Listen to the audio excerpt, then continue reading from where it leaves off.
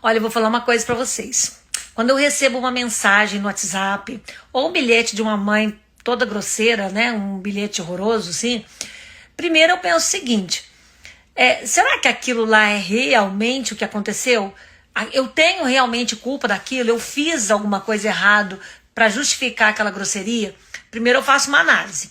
Se eu vejo que não foi bem assim, que é o filho que aumentou em casa, que foi falado além, assim, sabe? Porque muitas vezes o aluno chega em casa e inventa uma história para a mãe, para o pai, né, para o responsável, para que eles não fiquem bravos com ele, né?